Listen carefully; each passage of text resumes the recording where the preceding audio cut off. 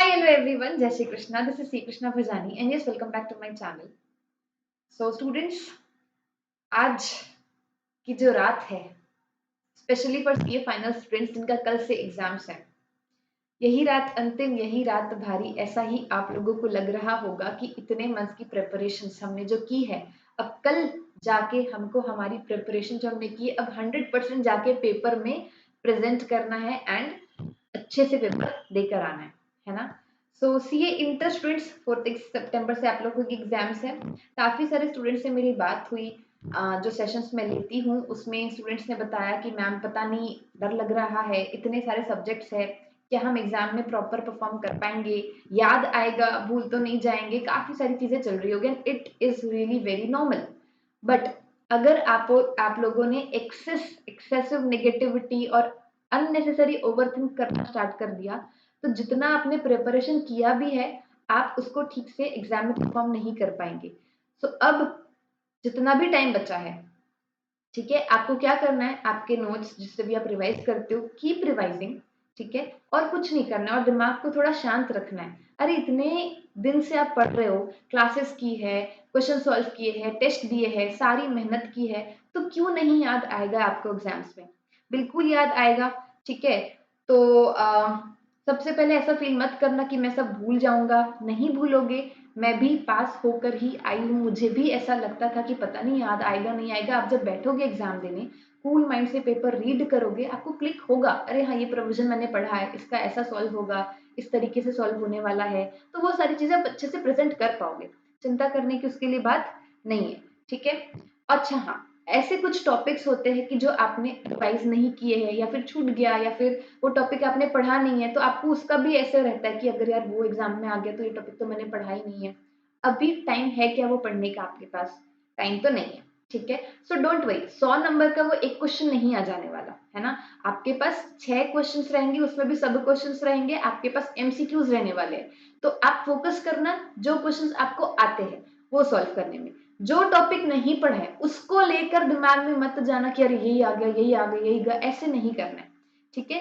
Keep your self positive and have confidence कि जितना पढ़ा है मैं उतना तो अच्छे से परफॉर्म कर लूंगा, ठीक है। आपको माइंड को कंट्रोल करना है, ओवरथिंक नहीं करना है, keep revising and also make sure कि जिस भी सब्जेक्ट में अमेंडमेंट्स आए हैं ना, उसको एक बार आप देख कर चले जाना। अगर खुद से देखने का टाइम नहीं है, रिविजन वीडियोस अवेलेबल होते हैं यूट्यूब में, अमेंडमेंट वीडियोस, उसको आप 1.5x में, 2x में, जैसा भी एक बार अमेंडमेंट देख के जरूर जाना, बिकॉज कई बार पॉसिबिलिटी होती है कि जो अमेंडमेंट्स है वो उसके क्वेश्चंस आपको एग्जाम में देखने को मिले, तो वो आप अच्छे से सॉल्व कर पाओ, ठीक है।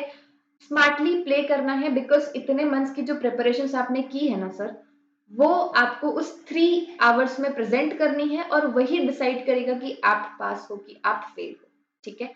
तो उन 3 घंटे में आपको कैसे प्रेजेंट करना है, कब कौन सा क्वेश्चन स्टार्ट करना है, वहां पे ऐसे फिर वो खिचड़ी नहीं बनानी कि मैं पहले एमसीक्यू करूं, मैं पहले फर्स्ट क्वेश्चन करूं कंपलसरी वाला, कि मैं पहले बाकी क्वेश्चंस करूं। ऐसे नहीं कंफ्यूज होना है, आपको अभी से प्लान करके जाना है कि जब मुझे 15 मिनट्स का टाइम मिलता है, उसको मैं कैसे यूटिलाइज करूंगी या फिर करूंगा। 15 मिनट्स में मैं कैसे करती थी, जो भी पहले मुझे 3 क्वेश्चंस अच्छे से आते थे, जेन्युइनली मैं जो 3 क्वेश्चंस पहले आते थे मैं वो देखती थी, 5-6 क्वेश्चंस में से मुझे कौन से बेस्ट 3 क्वेश्चंस बनेंगे मेरे से, तो वो मैं पहले सॉल्व कर लेती थी, ठीक है। सो उसके बाद मैं एमसीक्यू देखती भी नहीं थी उन 15 मिनट्स में। I never use to see the MCQ sheet, ठीक है। मैंने पहले वो डिस्क्रिप्टिव पार्ट देखा, उसमें से 3 क्वेश्चन सेलेक्ट कर लिए, वो सॉल्व करने के बाद फिर मैं एमसीक्यू ओपन करती थी। तो 3:30 अराउंड मैंने वो 3 क्वेश्चन सॉल्व कर लिए। जितना भी हुआ 3:30 अराउंड मैं क्या करती थी, एमसीक्यू लेकर बैठती थी एंड 30-40 मिनट्स में एमसीक्यू सारे सॉल्व करने का मेरा टारगेट रहता था। एमसीक्यू सॉल्व करने के बाद फिर जो रिमेनिंग क्वेश्चंस है एंड जो कंपलसरी क्वेश्चंस है, फिर मैं वो लास्ट के 1 आवर में करती थी, ठीक है। सो ऐसे आपको प्लान करके चलना है कि आपको कौन सा पहले अटेम्प्ट करना है, कब एमसीक्यू सॉल्व करने हैं, वहां पे जाके पैनिक नहीं करना है, ठीक है। सीक्वेंस के साथ फुल ऑर्डर में चलोगे, पेपर अच्छा जाएगा, ठीक है। सो जितना हार्डवर्क आपने किया है उसको कॉन्फिडेंस के साथ एग्जाम हॉल में लेकर जाना है, तो वो फिर लक भी आपका साथ देगा। आप ही डरते रहोगे, आपको ही कॉन्फिडेंस नहीं रहेगा कि मैंने क्या प्रिपरेशन की, मैं तो परफॉर्म ही नहीं कर पाऊंगा, फिर क्या ही लक आपका साथ देगा।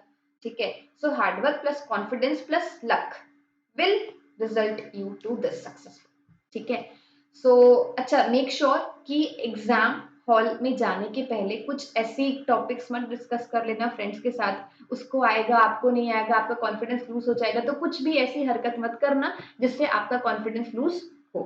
ठीक है, सो बताना मुझे आप लोग अपना पेपर कैसे गया है, एंड अच्छे से फोकस के साथ सारे पेपर्स देना। All the best and yes, be positive, अच्छा ही जाएगा paper, don't worry. Thank you for watching.